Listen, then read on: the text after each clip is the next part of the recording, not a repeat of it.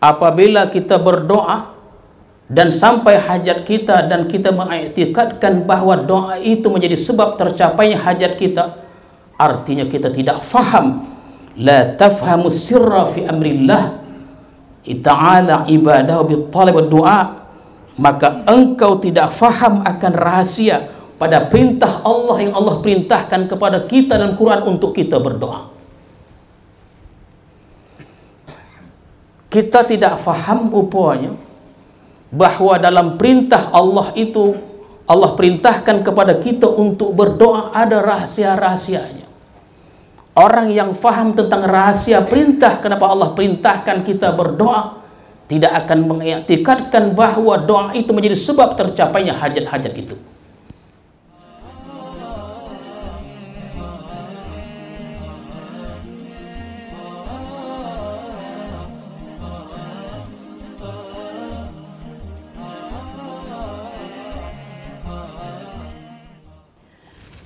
Bismillahirrahmanirrahim. Assalamualaikum warahmatullahi wabarakatuh.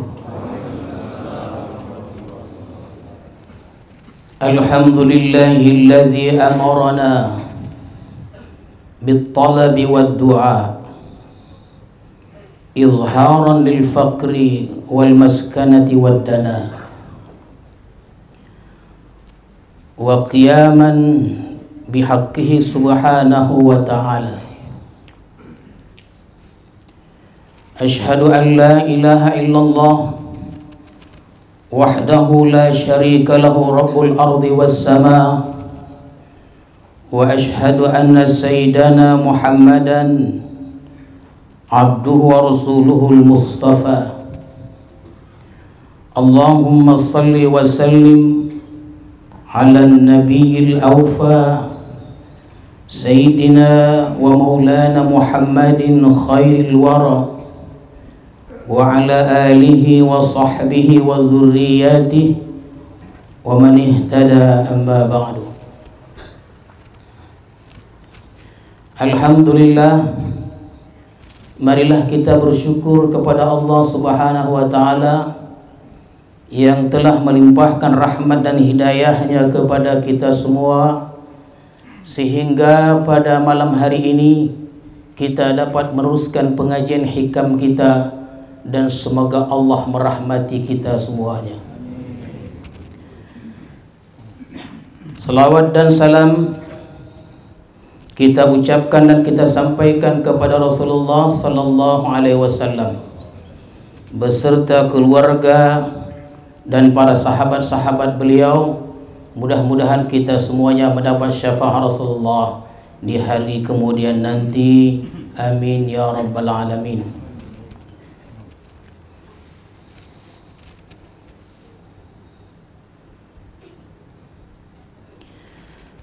Al-hikmatus sadisatu wassittun ba'dal mi'ah minal hikamil ataiyah. Qala al-imam al-arif billah Ahmad ibnu Athaillah as-Sakandari rahimahullah wa nafa'ana bi'ulumi wa asrari. Maka pada hikmah yang ke-166 dari Al-Hikam Al-Ataiyah telah berkata pengarang Imam Ahmad ibnu Athaillah as-Sakandari rahimahullah wa nafa'ana bi'ulumi wa asrari. Kata beliau, la yakun talabuka sababan ilal ata'i minhu fayaqilla fahmuka anhu, wal yakun talabuka li izharil ubudiyah wa qiyaman bihuquqir rububiyah. Dan janganlah tuntutan atau permintaan engkau kepada Allah menjadi sebab kepada pemberian Allah, maka sedikitlah pemahaman engkau tentang Allah. Dan hendaklah tuntutan atau permintaan engkau kepada Allah itu untuk menampakkan kehambaan Engkau dan untuk mendirikan hak-hak ketuhanan. Itulah tuan-tuan sekalian, hadirin hadirat sekalian, lebih kurang terjemahan hikmah yang ke-166 ini. Apa maksudnya? La ta'taqid anna ad-du'a sababun fi tahsili matlabika minallahi ta'ala. Janganlah engkau mengiktikadkan, menganggap bahwa doa sebab pada menghasilkan tuntutan engkau dari Allah itu. Jadi tuan-tuan sekalian, biar sampai habis kita mengaji yang hikmah ini supaya jangan salah faham. Jangan kita beranggapan, jangan kita mengiktikadkan bahwa doa-doa yang kita panjatkan itu sebagai sebab tercapainya hajat kita. Sebab aku berdoalah tiap pagi, sebab aku berdoalah setiap malam, diberi Allah aku ini. Ini salah dia. Kalau ada pemahaman bahwa yang mengatakan bahwa doa itu sebagai sebab tercapainya suatu hajat yang kita hajatkan, fala tafhamu sirra fi amrillahi ta'ala ibadahu bil talabi wad du'a. Kalau begini cara pemahamannya, bahwa tuan-tuan sekalian, apabila kita berdoa dan sampai hajat kita dan kita mengiktikadkan bahwa doa itu menjadi sebab tercapainya hajat kita, artinya kita tidak faham. La tafhamu sirra fi amrillah ta'ala ibadahu bil talab wad du'a. Maka engkau tidak faham akan rahasia pada perintah Allah yang Allah perintahkan kepada kita dalam Quran untuk kita berdoa. Kita tidak faham rupanya bahwa dalam perintah Allah itu, Allah perintahkan kepada kita untuk berdoa, ada rahasia-rahasianya. Orang yang faham tentang rahasia perintah, kenapa Allah perintahkan kita berdoa, tidak akan mengiktikadkan bahwa doa itu menjadi sebab tercapainya hajat-hajat itu. Oleh karena itu, jangan kita beranggapan bahwa doa itu menjadi sebab dia. Kenapa? Li'anna Allah la ya'muru ibadahu bil talabi was su'al.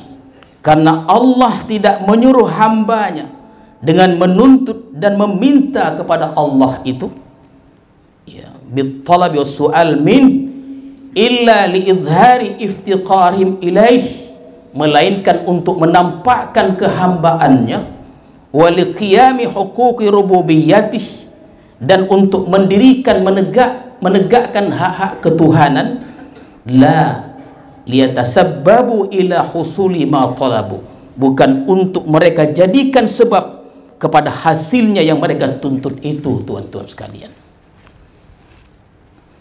Jadi apa rahasia perintah itu? Rupanya Allah memerintahkan kita meminta, berdoa, bermunajat, supaya kita tahu bahwa kita ini adalah lemah, hamba-hamba Allah yang lemah, yang hina, yang dina, yang tidak ada apa-apanya, yang senantiasa berhajat kepada Allah Subhanahu wa ta'ala selain menegakkan hak-hak ketuhanan itu. Dan untuk mengagungkan Allah itu aja rupanya.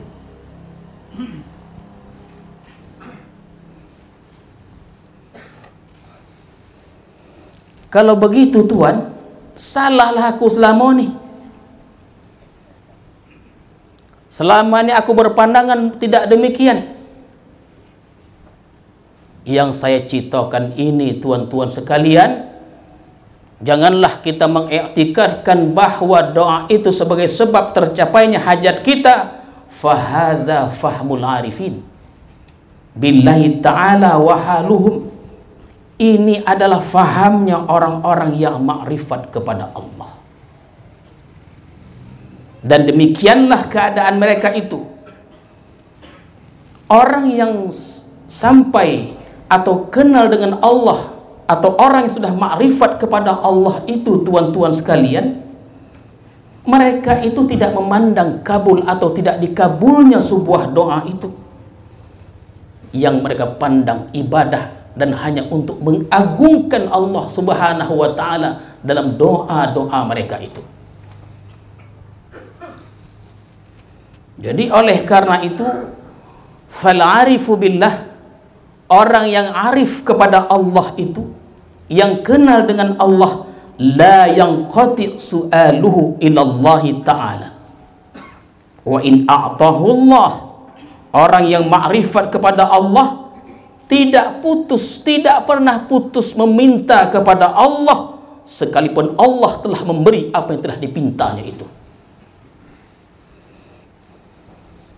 Contoh, Allahumma ini gaya wang arif berdoa nih. Allahumma inni as'aluka sihhata wal afiyah. Ya Allah, kata orang arif nih, berikan kepadaku kesehatan dan keafiatan. Lalu Allah berikan dia kesehatan itu.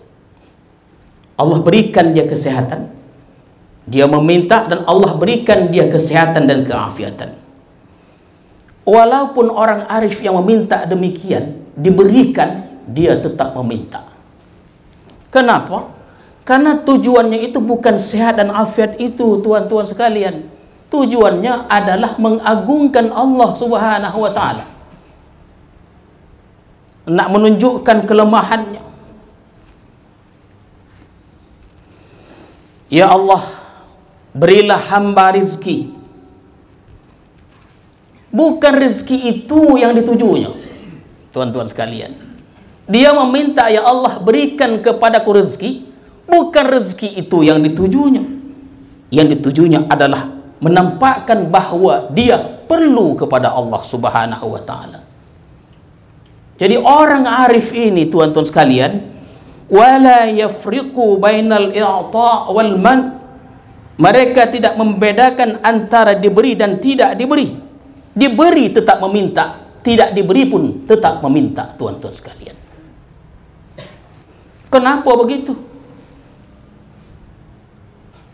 Li'anna qasdahum biddu'a, karena tujuan maksud mereka itu meminta, berdoa kepada Allah, izharul ubudiyah wa qiyamu haqqir rububiyah, untuk menampakkan kehambaan dan menegakkan hak-hak ketuhanan itu.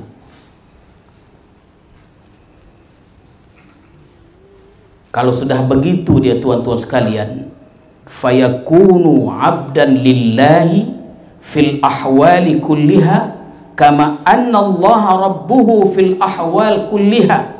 Maka jadilah orang arif itu hamba Allah pada seluruh keadaan, sebagaimana Allah Tuhannya pada seluruh keadaan. Apa pula maksudnya? Dalam keadaan sakit dia hamba Allah. Dalam keadaan sehat dia hamba Allah. Dalam keadaan miskin dia hamba Allah. Dalam keadaan kaya dia hamba Allah. Ada jabatan dia hamba Allah. Tidak ada jabatan pun dia menjadi hamba Allah. Itulah orang arif. Lain orang yang biasa-biasa macam kita kok, menjadi hamba Allah bila perlunya. Kaya lupa Tuhan, sengsara mulai berdoa kepada Allah, meminta rezeki, luaskan rezeki, diberi Allah rezeki itu, berhenti dia berdoa. Itu bedanya, tuan-tuan sekalian. Itulah buktinya bahwa orang yang bukan arif itu begitu dia. Jadi orang arif itu, mereka tidak mengiktikadkan bahwa doa itu menjadi sebab tercapainya suatu hajat. Nah, ini kita jangan salah faham ya. Macam mana kita? Bukan saya menuduh kita ni orang awam, tapi kita aso-aso lah. Wa amma awamun nas, adapun orang awam, orang kebanyakan macam kita ini, ya'taqiduna anna ad-du'a sababun fi tahsili muradihi minallahi ta'ala. Terbalik pula dia. Adapun manusia yang awam, yang belum diberi Allah hidayah, makrifat kepadanya, menganggap bahwa doa itu satu sebab pada menghasilkan tujuan mereka dari Allah Subhanahu wa ta'ala. Kalau orang awam kebalikannya, doa itulah menjadi sebab tercapainya suatu hajat, sedangkan orang arif tidak menjadi sebab. Mereka hanya untuk mengagungkan Allah Subhanahu wa ta'ala. Jadi tuan-tuan sekalian, fayurakhasu lahum ma la yurakhas lah. Dibolehkan bagi orang awam sesuatu yang tidak dibolehkan bagi orang arif. Soju hati itu sikit. Comeh. Ada kan tak comeh? Selama kita begitu. Hal yang begini ini, suatu pandangan bahwa doa itu menjadi sebab berhasilnya, tercapainya suatu hajat itu, boleh untuk kita kok. Tak boleh bagi orang arif. Bantailah. Tak apa-apa dah. Ya, tapi dilatih terus. Tak boleh berhenti di situ dia. Ada kualitas doa itu dia. Takkan coba berdoa kita di zaman kita SD hingga menjelang kita mati sama aja kualitas doanya itu. Kenapa orang arif itu tidak memandang, menjadikan doa itu sebagai sebab tercapainya suatu hajat? Kenapa mereka begitu? Kaifa yakunu talabukal lahiq sababan fi ata'is sabiq. Jadi hikmah yang ke-166 tadi dijawab di hikmah ke-167. Dan hikmah yang ke-166 tadi kita potong sebahagian karena penjelasannya sudah kita sampaikan pada pertemuan-pertemuan sebelumnya. Bagaimana tuntutan engkau yang datang menyusul kemudian menjadi sebab pada pemberian Allah yang sudah ditentukan sejak dahulu kala. Jangan kita menganggap bahwa doa itu sebagai sebab tercapainya hajat kita. Kenapa jangan begitu? Innal ata'a alladhi yatafaddalu Allahu bihi 'alal insan qaddarahu Allah Ta'ala fil azali. Bahwa pemberian yang Allah anugerahkan dengan pemberian itu ke atas manusia kita ini, itu sudah Allah tentukan. Qaddarahullahu ta'ala fil azal. Allah sudah tentukan, Allah sudah tetapkan, Allah sudah takdirkan zaman azali dulu lagi tuan-tuan sekalian. Sebelum ada kita, bahkan bukan hanya kita, dunia ini belum ada lagi, Allah sudah takdirkan. Apa dia contohnya? Bahwa si fulan bin fulan itu akan berhasil, baik dia berdoa atau dia tidak berdoa, dan kutakdirkan dia berdoa, berhasillah dia. Atau fulan bin fulan dia akan berhasil kepada suatu hal, baik dia berdoa atau dia tidak berdoa, kutakdirkan dia tidak berdoa. Fulan bin fulan tuan-tuan sekalian, pada hari Isnin terhindar dari bala itu. Terhindar dia dari bala, baik dia berdoa ataupun dia tidak berdoa, dan kutakdirkan dia berdoa. Jadi sudah Allah tentukan di zaman azali tentang hal-hal kita ini. Sebagaimana firman Allah, inna kulla syai'in khalaqnah biqadar. Sesungguhnya tiap-tiap sesuatu telah kami ciptakan dengan takdirnya tuan-tuan sekalian. Apapun yang terjadi pada diri kita dan kepada kita semuanya, kecil dan besarnya, tidak terlepas dari takdir Allah Subhanahu wa ta'ala. Fadu'aul insan al-lahiq. Oleh karena itu, maka doa-doa manusia al-lahiq yang menyusul nih, al-yauma, sekarang ini kita setiap hari meminta, pagi, siang, petang dan malam meminta kita. Fi alamid dunia, pada alam dunia ini, la yasluhu ayyakuna sababan, tidaklah patut doa sekarang ini menjadi sebab apa yang telah Allah tentukan dan takdirkan, lima qadah wa qaddarah, min i'ta'ihi fil azal, dari pemberian Allah di zaman azali dulu, tuan-tuan sekalian. Sebelum kita berdoa, takdir-takdir itu sudah mendahului doa-doa kita ini.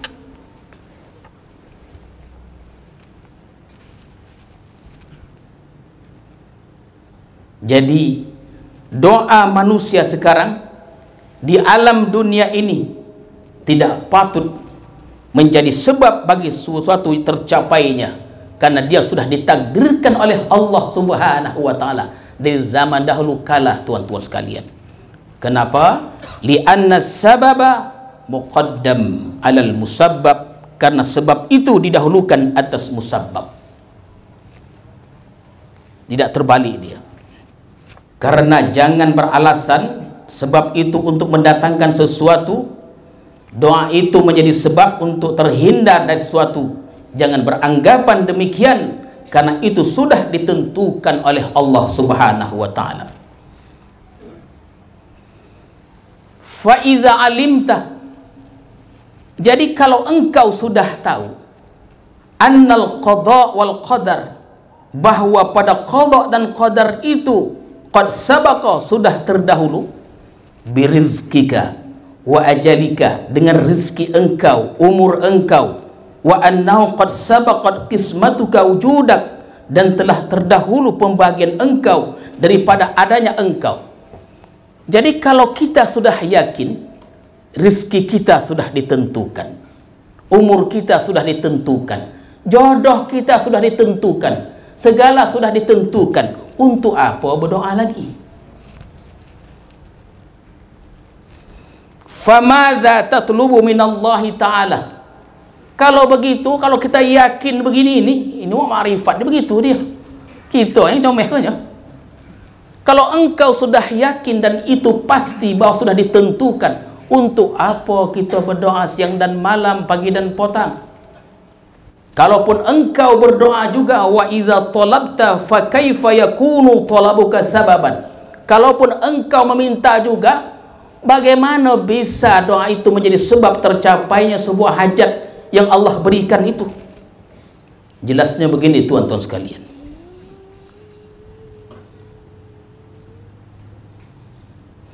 Allah sudah menentukan fulan bin fulan itu dapat duit 1 juta.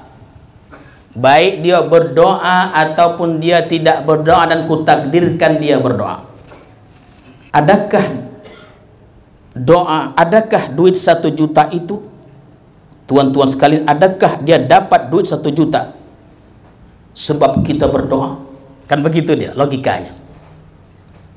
Allah sudah takdirkan di zaman azali bahwa fulan bin fulan itu di zaman sebelum azali, sebelum alam ni ada, Allah sudah takdirkan kepada fulan bin fulan itu dapat duit 1 juta. Baik dia berdoa atau dia tidak berdoa, dan Allah takdirkan dia berdoa dapat 1 juta. Patutkah kita menjadikan dapatnya dia 1 juta itu sebab doanya? Tentulah tidak. Kenapa? Karena Allah sudah takdirkan di zaman azali. Doa kau bau genai. Fasabata anna sirra amrillah ibadahu bid-du'a, maka sabitlah tuan-tuan sekalian bahwa rahasia Allah menyuruh kita berdoa itu hanya untuk izharul ubudiyah, hanya untuk menampakkan kehambaan, wa qiyamu haqqir rububiyah, dan untuk mendirikan hak-hak ketuhanan. La sababu al-atiyah, bukan Allah menyuruh berdoa itu sebab untuk diberi atau tidak diberi, bukan begitu tuan-tuan sekalian. Ini belum selesai lagi. Jangan salah faham, penutupannya perlu didongak elok-elok. Jangan gegara ikut tuan tak berdoa lagi. Sakut sayanya nak menyampaikan hikmah 166 ekor, berfikir lunya. Ada kan tak berfikir, salah faham, dah bercerita sama bininya, usah lagi berdoa, tak perlu dah berdoa. Hikmah kita malam ni, kau nak menyuruh betul-betul semakin diperbanyaklah doa-doa itu. Jangan berhenti berdoa. Ya, jangan salah faham, kau belum disimpulkan lagi. Jadi kenapa Allah menyuruh kita meminta berdoa dalam Quran? banyak perintah-perintah itu agar kita insaf dan sadar bahwa kita ini tidak mampu.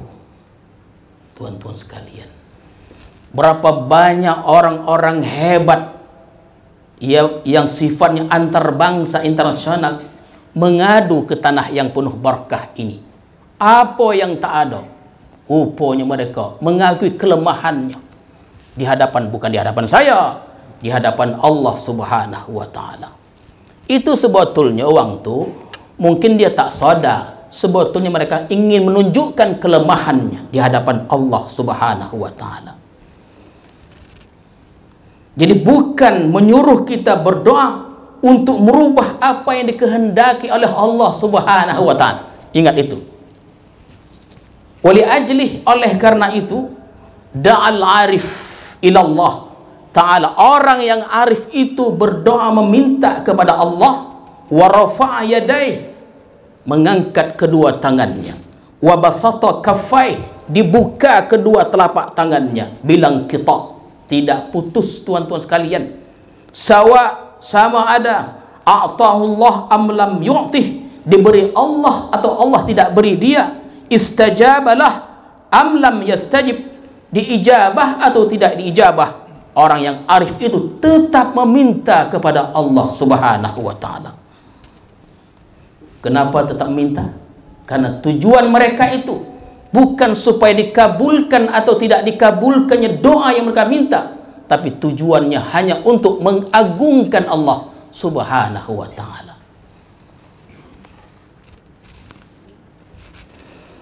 Memang kita tahu diri. Saya tahu Tuhan, diri saya ini lemah, tak ada daya, tak ada upaya, fakir, berhajat. Hanya saja Allah itu dia ingin kita menampakkannya. Tuan-tuan sekalian, usah lantam lagi. Kalau kita mengaku kita ini lemah, Allah itu ingin kita menampakkannya. Dengan cara apa kita menampakkan kelemahan kita? Berdoa kepada Allah.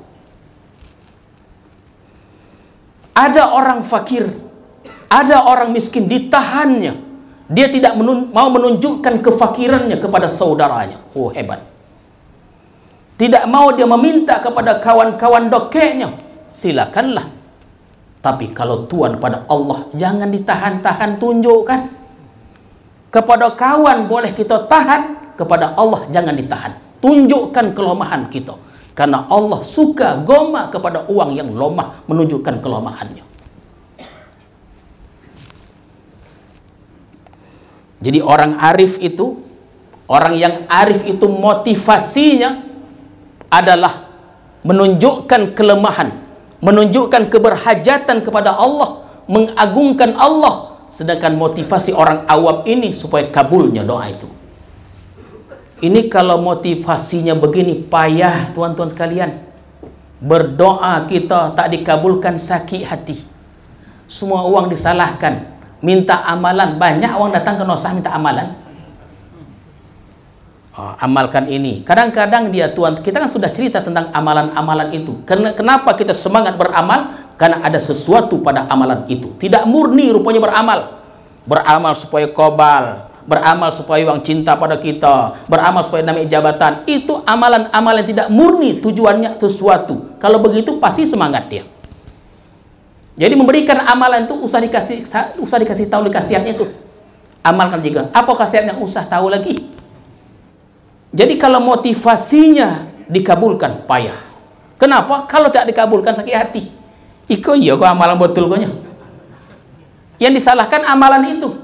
Setiap minggu bertukar. Sebutkan dalam hikmah yang ke-168. 3 hikmah malam kok. Biasa 1 aja kok, 3.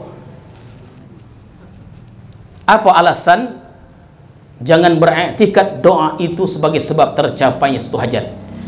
Jalla hukmuhu fil azali ayudafa ilal ilali.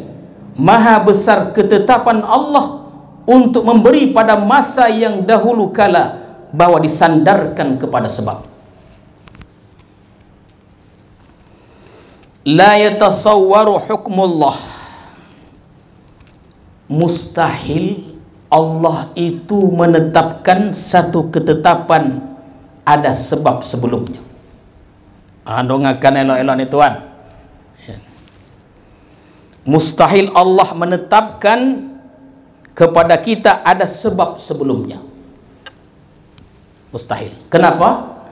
Li'anna Allah lahul iradatul mutlaqah wal masyiah an-nafidah.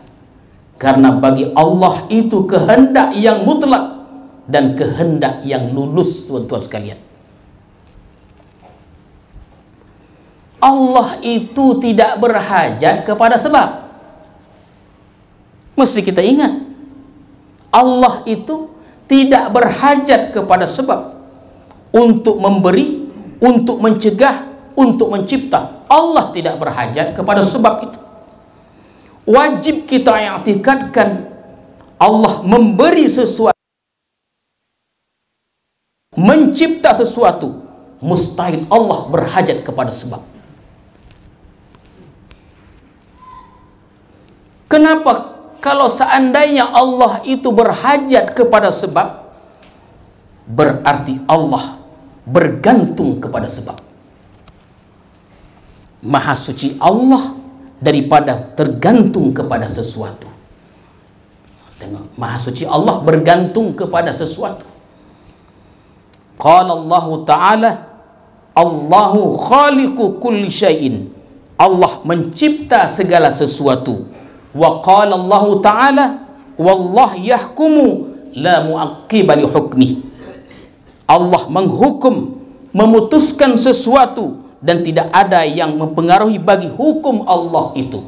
Hukum Allah itu tidak bisa dipengaruhi, tuan-tuan sekalian. Menetapkan sesuatu tidak terpengaruh kepada siapapun, itulah Allah.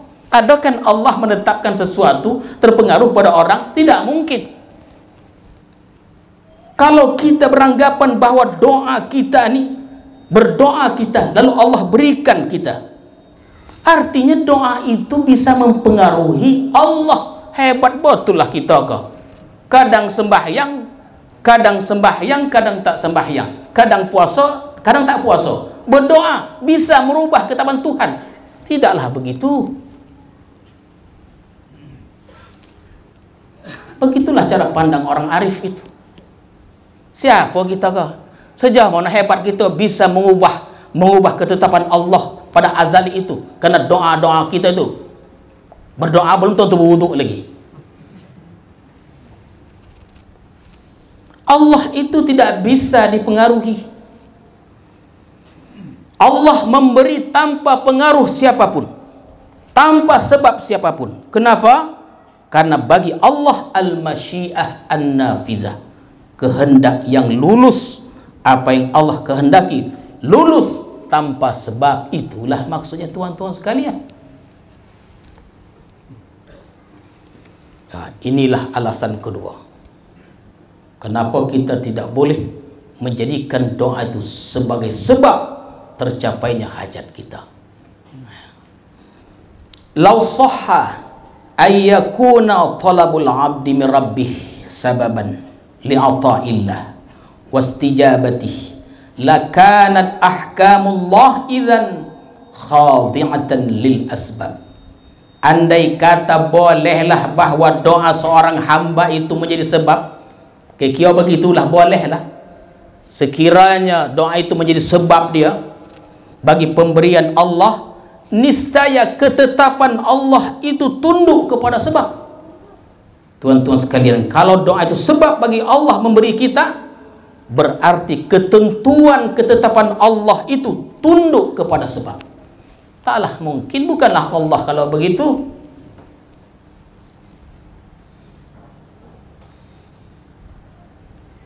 Wa idzan lakanat iradatullah masubatan bil qasr.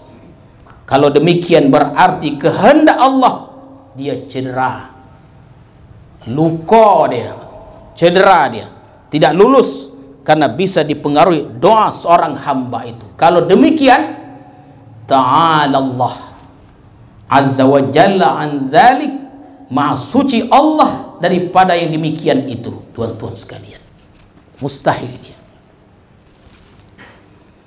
Nah, jadi yang kita citakan malam ni fahmul arifin, fahamnya orang-orang arif. Kalau tuan ingin mencuba, cubalah. Begitulah modelnya orang yang dekat dengan Tuhan tu. Memang mereka itu mengangkat tangan. Kita fikir, kita mengangkat tangan, dia mengangkat tangan supuh. Yang tidak punya. Dia tak serupa, tuan-tuan sekalian. Allahumma inni as'aluka sihhata wal afiyah, kata orang arif. Ya Allah, berikan kepadaku kesehatan dan keafiatan. Allah berikan kesehatan, Allah berikan keafiatan. Dia terus meminta, karena tujuannya bukan itu. Tujuannya mengagungkan Allah Subhanahu wa ta'ala. Yang kita pula berdoa juga doa yang serupa. Allahumma inni as'aluka sihhata wal afiyah. Tasbih kiri kanan dalam sakitnya.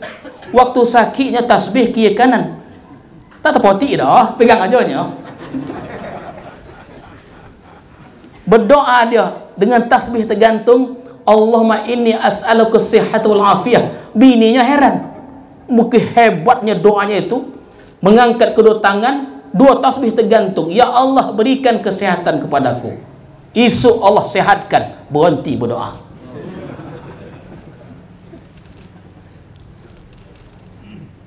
Berhenti berdoa. Makanya dalam pembahas dia, ini cerita ini sambung menyambung. Orang dulu tu tuan-tuan, ketika mereka berdoa tidak dikabulkan doa itu, mereka senang sekali. Bahkan orang-orang arif ini ditanya, tuan ini lebih suka dalam keadaan cukup atau dalam keadaan tidak cukup? Mereka akan menjawab dalam keadaan tidak cukup. Kenapa? Karena seorang hamba itu dalam keadaan tidak cukup, dia beradab kepada Allah Subhanahu wa ta'ala. Kalau dia sakit, kan kategori tidak cukup. Ketika seorang hamba itu sakit, mulailah dia berkenalan dengan tasbihnya, mulailah dia itu membaca Quran, mulailah dia sembahyang berjamaah, mulai dia qabliyah ba'diyah dan sebagainya. Ketika Allah sehatkan dia terlupa segalanya. Sebetulnya waktu sakit itu lebih baik dari waktu sehat. Tapi ketika ditanya kepada manusia, tuan ni mau sehat, mau sakit, tetap akan menjawab saya mau sehat. Jadi oleh karena itu, orang arif ini dia lebih suka di Tuhan terus berdoa, karena dengan berdoa kita menampakkan keberhajatan kita kepada Allah Subhanahu wa ta'ala. Sudah hidup lampu. Wah, iya. Walaupun di kampung ada juga aturannya. Begitu dia. Ikalah kesempatan khodam-khodam kau. Genailah dia bisa merintahkan saya. Ya. Kalau dulu ceramah takui. Kalau genai kau, iko kesempatan aku menghidupkan lampu supaya Tuan Guru tu berhenti. A'udzubillahi minasyaitonir rajim. Bismillahirrahmanirrahim. Allahumma zidna ilman warzuqna fahmal hikmah bis salihin. Allahumma ij'al jam'ana hadza jam'an marhuma wa tafarruqan ba'da tafarruqan ma'suma. Wa sallallahu ala sayyidina Muhammadin wa ala alihi wa sahbihi ajma'in. Walhamdulillahi rabbil alamin. Assalamualaikum warahmatullahi wabarakatuh.